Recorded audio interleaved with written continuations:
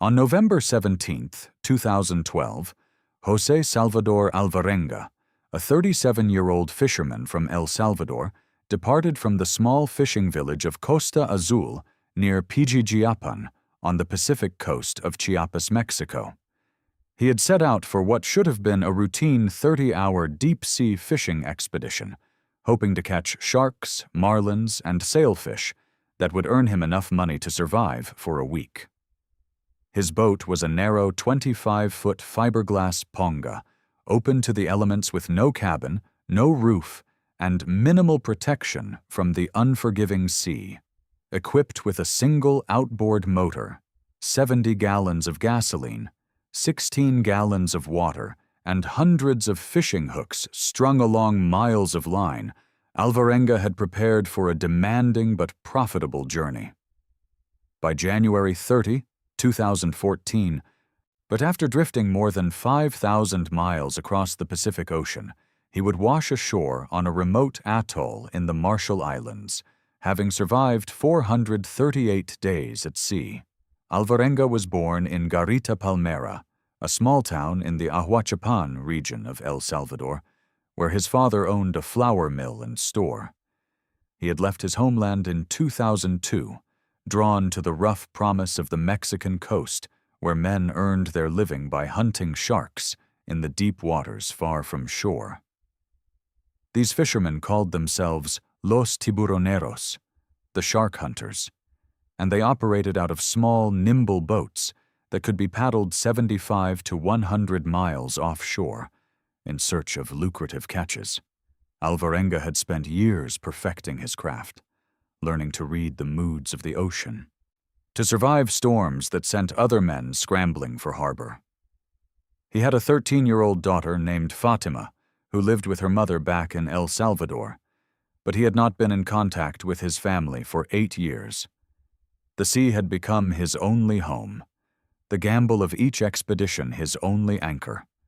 His usual fishing partner, Ray Perez, was unavailable that November morning, so Alvarenga arranged to bring along Ezequiel Cordoba instead, a 22-year-old with the nickname Piñata, who was best known in the village as a defensive star on the local soccer team. The two men had never spoken before, much less worked together on the water. Cordoba was inexperienced but eager, willing to work a brutal shift from 10 in the morning until long after dark for $50. And the boat they loaded that morning was cluttered with over 1,000 pounds of gear. A refrigerator-sized icebox sat on the deck, waiting to be filled with tuna, mahi-mahi, and shark. They carried 23 kilograms of sardines for bait, 700 hooks, buckets for bailing water, a mobile phone sealed in a plastic bag, a GPS tracking device that was not waterproof, a two-way radio with its battery half-charged, and several wrenches for the temperamental motor. Storm warnings had been issued all along the coast that day, explicit alerts that had forced harbormen to bar fishing boats from heading out to sea. Alvarenga heard the warnings but shrugged them off. One good haul could bankroll an entire week, and storms were part of the business. He had survived them before. By late evening on November 17th, they had pushed 75 miles into open water. Alvarenga unfurled his fishing line, a monofilament thread nearly 2 miles long that vanished into the black depths below. The Pacific Ocean off the coast of Chiapas is a brutal expanse, a basin carved by tectonic forces that descend thousands of feet below the surface. It is a place of contradictions, where calm mornings can transform within hours into howling maelstroms that strip boats to splinters. The currents here are relentless, ancient rivers of water that flow across hemispheres, invisible highways that have carried debris, ships, and living things thousands of miles from their origins. It is a place that rewards skill and punishes mistakes without mercy or pause. Around 1 o'clock in the morning on November 18th, the boat lurched under the first real assault of the storm. Where the ponga pitched wildly, waves surging over the sides and flooding the deck. Cordoba, white-knuckled and terrified, begged Alvarenga to turn back. The swells grew teeth, crashing into each other in mid-air, joining forces to create mountains of water that lifted the men to brief peaks where they could see for miles, then dropped them like stones into valleys of churning foam. Their beach sandals provided no traction. Each man braced against opposite sides of the open hull, leaning hard to counteract the violent rolls that threatened to flip them. Alvarenga faced a brutal calculation. The boat was riding dangerously low in the water, top-heavy with nearly 500 kilograms of fresh fish packed in the icebox. To save the vessel, he made the decision to dump their entire catch. One by one, they hauled the fish out and swung the carcasses into the ocean, watching their week's wages disappear into the black water. The blood from the fish spread across the surface, a beacon certain to attract sharks, making any fall overboard more dangerous than ever. Next, they tossed the ice and extra gasoline. Alvarenga strung 50 buoys from the boat as a makeshift sea anchor, hoping the drag would provide stability. Around 9 o'clock in the morning, as the storm continued to batter them, Alvarenga spotted the rise of a mountain on the horizon. They were approximately 2 hours from land, close enough that survival seemed possible if he could just keep the boat aimed toward shore. Then the motor coughed, spluttered, and quit. He yanked the starter cord again and again, desperation mounting with each failed attempt. Finally, in a frenzy of panic, he pulled so hard the cord snapped clean off in his hand. The boat, powerless, began to wallow in the waves, rolling from side to side like driftwood. Alvarenga grabbed the radio and called his boss, Willie. His voice cracked as he shouted into the receiver. The motor was ruined. They had no GPS, no anchor, nothing to hold them in place. Willie ordered him to lay anchor. Alvarenga told him they had none. He had noticed it was missing before they departed, but had not thought it necessary for a deep-sea mission. Willie responded that help was coming. Alvarenga screamed back, begging him to come now, that he was really getting destroyed out there. Those were his final words to shore. The radio sputtered, fizzled, and died as seawater bled into its circuits. The connection went dead. But for 5 days the storm drove them farther out into the Pacific, past the horizon, into the vastness where rescue was no longer a reasonable hope. By the time the weather relented, they were nearly 300 miles offshore. Their boat rode so low in the water that it would have been invisible to any vessel more than half a mile away. They were specks in an indifferent ocean, adrift without motor, without sails, without oars, without any means to signal the world. Cordoba broke first. He muttered that they were going to die, his voice flat, already surrendering.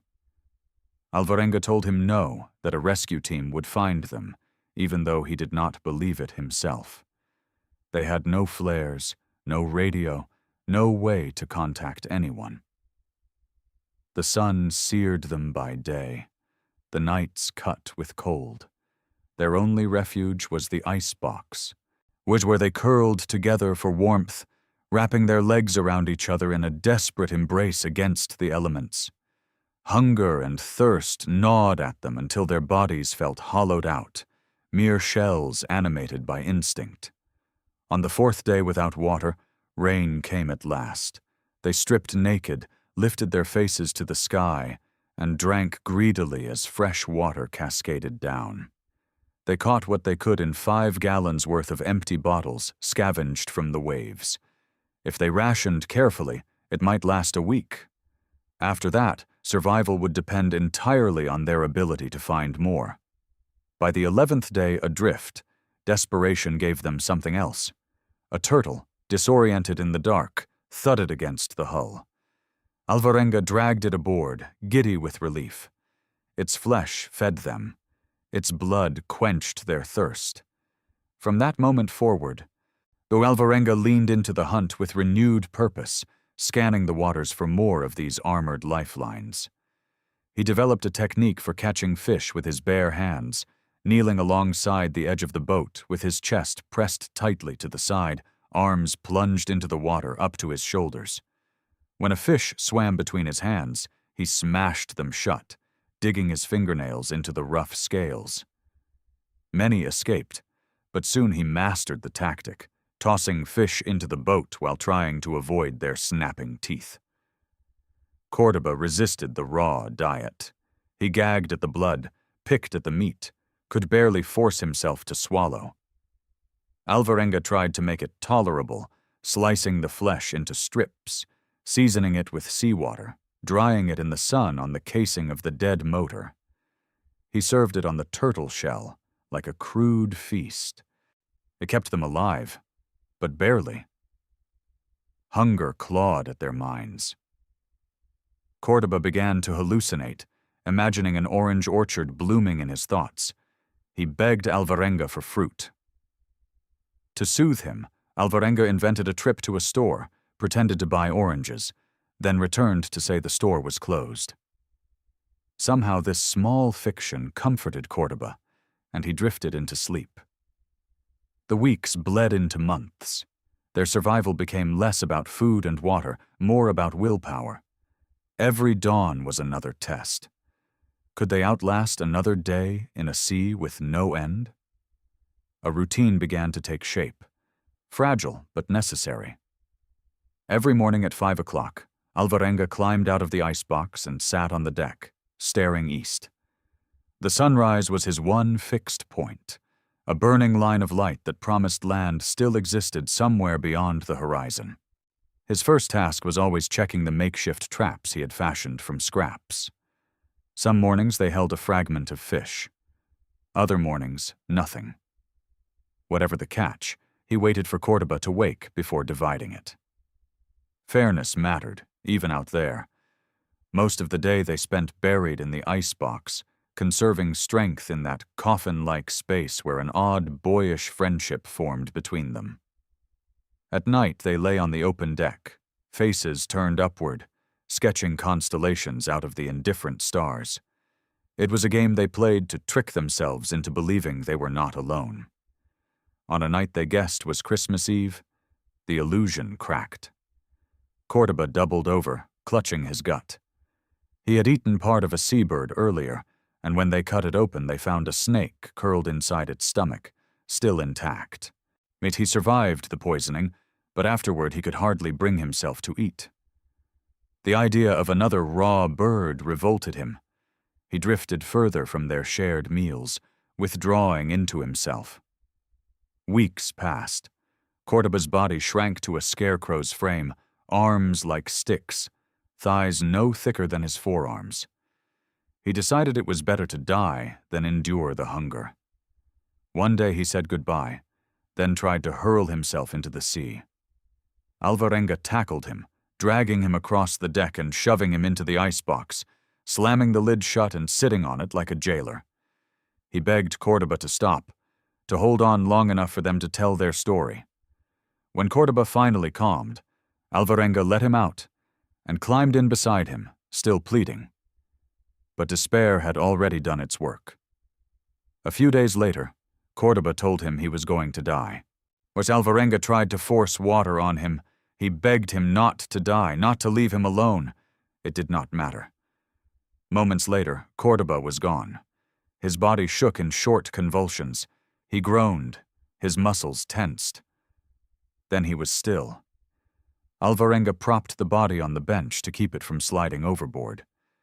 The next morning he emerged from the icebox and found his dead companion seated there, sun on his face as if he were just resting. In his grief, Alvarenga began to speak to him, asking questions, pretending to hear answers. Pretending Cordoba was still alive was easier than facing the truth that he was now utterly, irrevocably alone. 6 days later, he let the body slip into the sea. Alone now, adrift on the Pacific, he retreated into the icebox and wept. With Cordoba gone, survival became Alvarenga's only distraction. He hunted constantly, perfected his shark warning system by tossing bird parts overboard and waiting to see if anything big surfaced before risking short, terrifying swims that he imagined were visits to a beach with friends. Increasingly, his thoughts turned inward. He pictured his 14-year-old daughter, Fatima, whom he had not seen in years. In dreams, she called out to him, her voice a lifeline. He began to build a future in his mind. A small house, children running in a field, animals grazing. He prayed for one more chance to make it real. One afternoon, after months of nothing but horizon, a ship materialized. A container vessel, massive and purposeful, cutting straight toward him. For a moment, Alvarenga thought it might run him down. 3 men stood at the stern, fishing lines in their hands. He screamed, waving frantically. They looked up, or they saw him. They even waved back. But no one came. No lifeboat lowered. No voice shouted across the water. The ship slid past, as indifferent as the sea itself. When it vanished, so did something inside him. His body slowed. His hunger dulled. The same numb apathy that had swallowed Cordoba began to seep into his own bones. He drifted through his 11th month at sea, 5,000 miles traveled at less than 1 mile an hour, reduced to little more than rags and skin. A sweatshirt of Cordoba's shielded him from the sun. Below the waist he wore only torn underwear and a single stray sneaker pulled from the water. His hair had grown into a copper snarl. His beard, thick and wild, hid his face. More and more he turned to questions he could not answer. Was he alive by accident or design? On some days he wondered if his ordeal was meant as a warning, a testament to endurance. Other times he suspected it was punishment.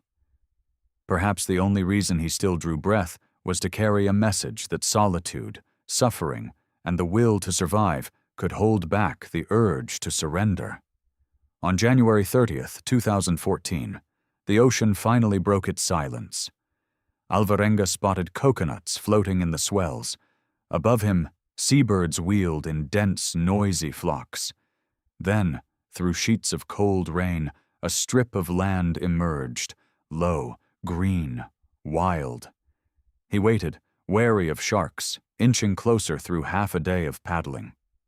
At 10 yards out, he leapt into the surf, letting the waves carry him in. He collapsed on the sand, clutching it in both hands like a prize, like proof that the earth still existed. 2 islanders found him, barely human, or a castaway materialized out of myth. He had landed on Tile Islet, part of Eben Atoll on the southern edge of the Marshall Islands, one of the most remote specks of land on the planet. If he had missed it, the next possible refuge was the Philippines, 3,000 miles farther west. The couple, Emmy Libokmeto and her husband Russell Laikidrik, approached him tentatively. Alvarenga was naked, clutching a knife, shouting in Spanish. He tried to draw pictures in the sand, a boat, a man, the shore, but his impatience simmered.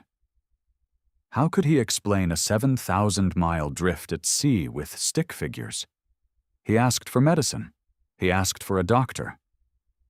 The couple smiled kindly and shook their heads. Even though they did not understand each other, Alvarenga began to talk and talk. The more he talked, the more they all roared with laughter. But he was not sure why they were laughing. He was laughing at being saved. After a morning of caring for and feeding the castaway, Russell sailed across the lagoon to the main town on Eben Island to ask the mayor for help. Within hours, a group including police and a nurse arrived to rescue Alvarenga. They had to persuade him to get on a boat with them, an act that terrified him after so long adrift. They transported him to the biggest hospital in the Marshall Islands, where he arrived wearing tattered clothes, his hair and beard matted wildly, his body skeletal.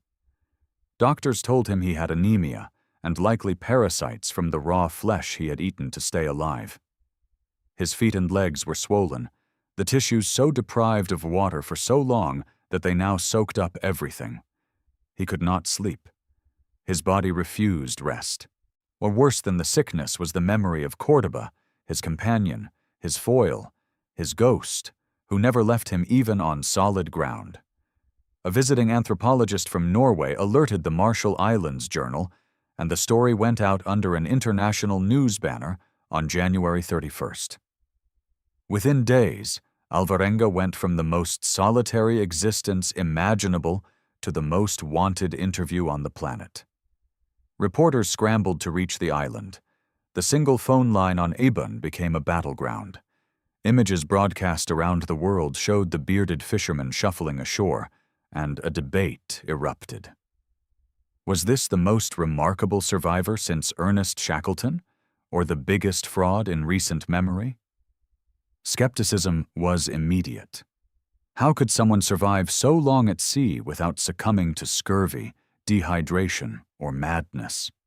The owner of Alvarenga's boat said it was hard to think anybody could go more than 6 or 7 months without getting scurvy at least. But experts from Duke University pointed out that fresh meat from birds and turtles contains vitamin C, and eating a lot of it would provide sufficient amounts to prevent the disease. Oceanographers from the University of Hawaii modeled the path a boat might have taken after departing from the Pacific coast of Mexico based on wind and current conditions. Their simulation concluded the boat would end up within 120 miles of Ebon, exactly where Alvarenga had landed. Investigators tracked down his supervisor, Willie, who confirmed that the registration number of the boat Alvarenga had washed up in was the same as the one that had left port on November 17, 2012, and vanished. The Mexican search and rescue official Jaime Marroquin detailed the desperate hunt for Alvarenga and Cordoba that followed their disappearance. The winds were high, he said. They had to stop the search flights after 2 days because of poor visibility. United States Embassy officials who debriefed Alvarenga in the Marshall Islands described multiple scars on his very damaged body. He was out there for a long time, the ambassador confirmed. After 11 days in the hospital, Alvarenga was strong enough to fly home to El Salvador. When he saw his daughter Fatima, he clutched her as if she might vanish, whispering apologies for the years he had lost. Life on land was no rescue. For months he lived in shock, haunted by the sea. He could not look at water without panic taking hold. He slept with the lights on. He refused to be alone.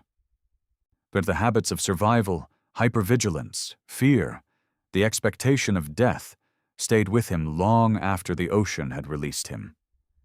It was nearly a year before he could begin to understand what he had endured. Only then, studying the maps of his drift across the Pacific, did the immensity of it come into focus. 438 days, 5,000 miles, hunger, thirst, madness, loss, survived by will alone.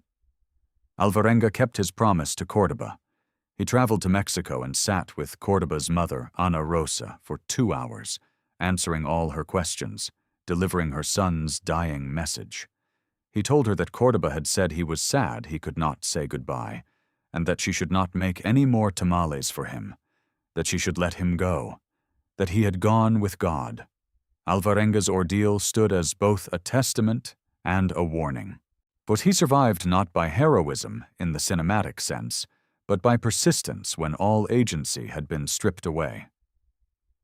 The Pacific took Cordoba. It did not take Alvarenga, though it tried for 14 months. He pressed against the edge of human endurance and somehow did not go over. The line between despair and survival, he learned, is thinner than most people ever dare to imagine. He had lived where few could, had endured what should have killed him, and emerged on the other side not as a conquering hero, but as a man who simply refused to let the ocean take him. If this story moved you, challenged you, made you rethink what the human body and spirit can endure, please take a moment to like the video. It really helps the channel reach more people. And if you want more true stories of survival, endurance, and the will to live against impossible odds, make sure to subscribe. Thanks for watching, and I'll see you in the next story.